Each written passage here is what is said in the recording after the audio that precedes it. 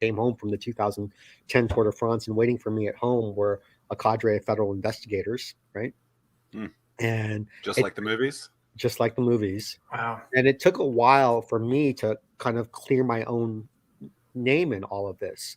And in that process, I found that it was really easy for people to shun you. It was really easy for people to just cast you out and say, well, you're the one to blame, and you're, part of all the evil, and I'm going to use you as a scapegoat. And the internet doesn't make that easier too, right? So in a world full of conspiracy theories, I like to joke that I am at the center of every major conspiracy in the world right now.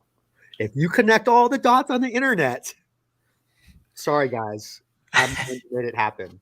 do you have a conspiracy theory hat? Because if you Oh don't, my like, gosh. Yeah.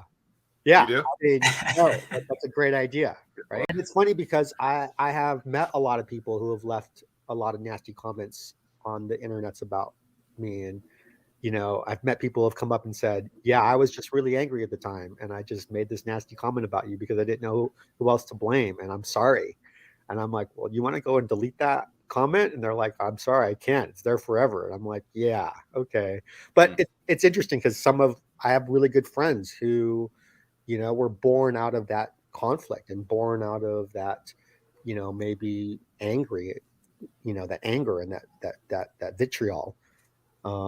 And, I found myself, just trying to figure out what I was going to do next in my life. And I realized that no matter how much I cared about trying to help take care of other people, if I didn't find a way to take care of myself, it didn't really matter.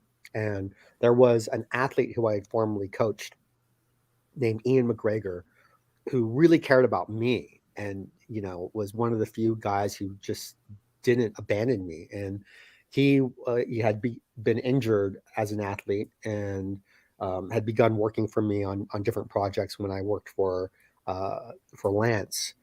And, he stuck by me, and we started thinking and talking about the things that we could do with our lives. He was in school for mechanical engineering at School of Mines.